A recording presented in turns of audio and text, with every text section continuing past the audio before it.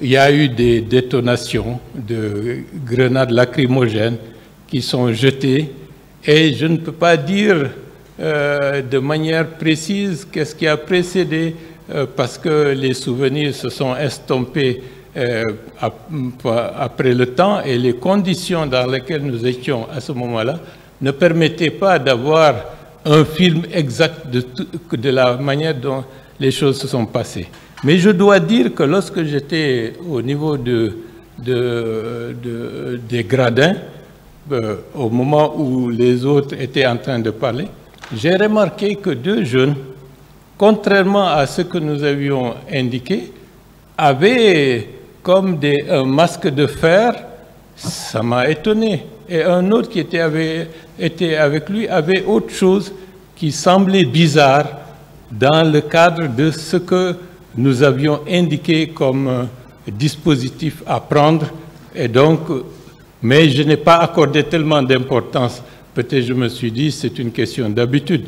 Mais ceci, ça m'a fait tiquer qu'il y a quelque chose qui est anormal avec ces deux jeunes. Je leur ai dit, pourquoi vous amenez ça? Bon, ils n'ont pas répondu.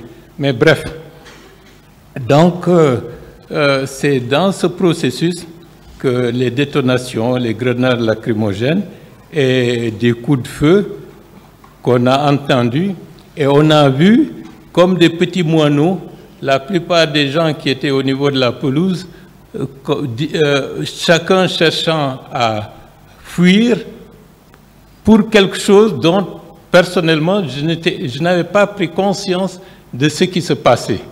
C'est dans ce cadre, quelque temps après, on a vu des militaires, principalement des bérets rouges, venir au niveau de là où les responsables étaient en face des responsables pour demander à ce qu'on descende. Intérieurement, j'ai dit, ils sont venus nous arrêter. Bon, ça ne m'a pas inquiété puisque je me suis dit, c'est dans l'ordre naturel des choses.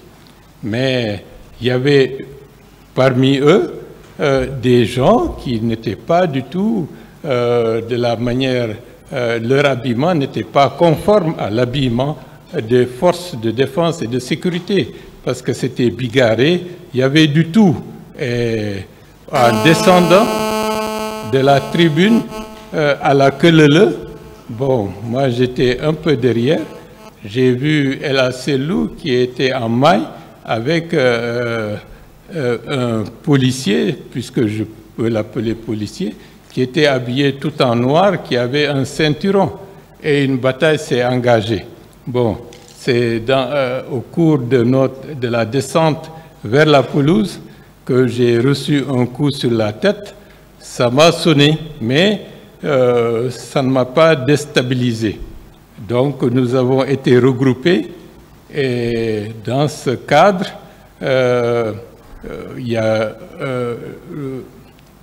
un fusil était tombé, un militant de l'IFDG l'a pris, je lui ai intimé l'ordre de le déposer parce que c'était dangereux qu'on le voit avec le fusil et ça aurait pu être un prétexte pour nous canarder tout simplement parce que quelqu'un a pris un fusil qui était par terre. Heureusement, il a obtempéré et je pensais que cela n'était pas sûr, mais j'ai été surpris que mercredi dernier, que Fatoumata Bari ait relaté cette histoire. Donc, celui qui est venu, parce qu'on ne pouvait pas distinguer, est-ce qu'ils sont ensemble, est-ce qu'ils ne sont pas ensemble, mais celui qui a exprimé de manière formelle, descendait, là, c'était le commandant Toumba Diakité. Les coups pleuvaient et je ne peux pas dire de manière précise ce qui s'est passé à côté de moi, puisque c'était une question de vie ou de mort et il fallait être lucide pour ne pas paniquer ou aller dans des directions qui n'étaient pas les bonnes. Monsieur Cellou Dalein Diallo avait reçu des coups et il était à terre. Bon, c'est un coup de fusil avait blessé son garde-corps. Lorsque le commandant Toumba amenait les autres leaders pour les faire sortir de la pelouse, pour les amener, le fait que M. Diallo Cellou était à terre, intérieurement, j'ai dit, je ne peux pas le laisser là. Et je remercie Dieu de m'avoir donné toute la lucidité, de n'avoir pas paniqué et de ne l'avoir pas abandonné au niveau de la pelouse. J'ai demandé à un de nos militants, Ablaye 3, malgré le fait que ce dernier avait reçu un coup et que son bras était cassé, de m'aider à prendre Ella Cellou et de le sortir d'ici. L'autre équipe, avec les leaders, était déjà partie. Nous nous sommes retrouvés derrière et malgré les coups qui pleuvaient, nous avons réussi à le sortir de la pelouse et on était toujours à l'intérieur de l'espace du stade du 28 septembre, mais pas au niveau de la pelouse. On était poursuivis par des gars qui avaient des armes blanches et un qui avait vraiment un long bâton et qui était en train de vouloir nous asséner, nous assommer avec cela. Bien, c'est à ce moment-là que j'ai aperçu le colonel Thieboro qui entrait dans le stade, mais qui s'avançait tranquillement.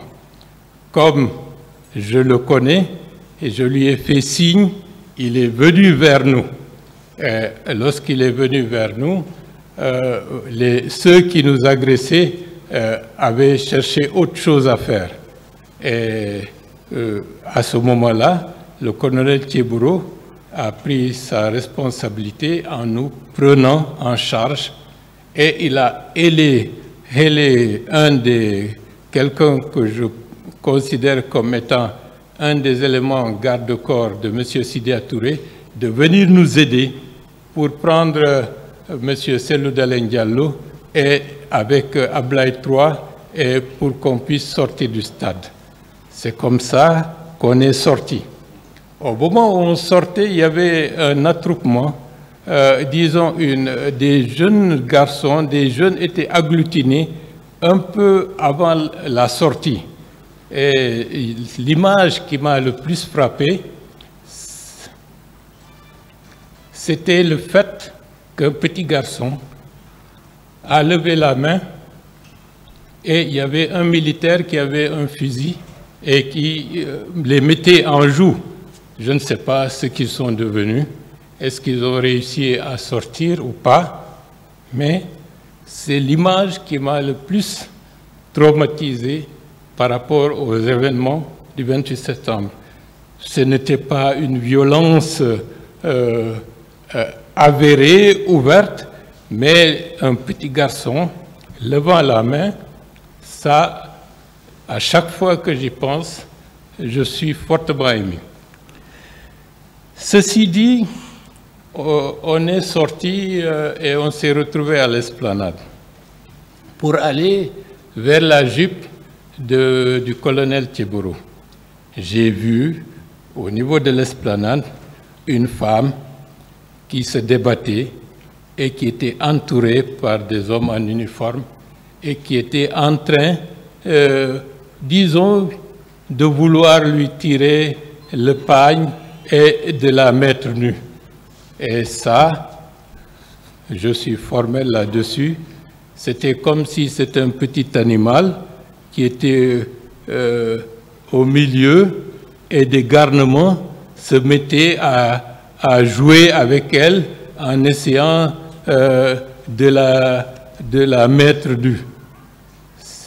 Nous sommes montés dans la Jeep et le colonel s'est dirigé vers Kaloum. Lorsqu'on a dépassé l'entrée de l'université, nous avons rencontré un cortège, disons, toute la hiérarchie policière du directeur général et d'autres. Ils se sont arrêtés et le colonel s'est arrêté et ils sont venus nous entourer pour s'enquérir de la situation.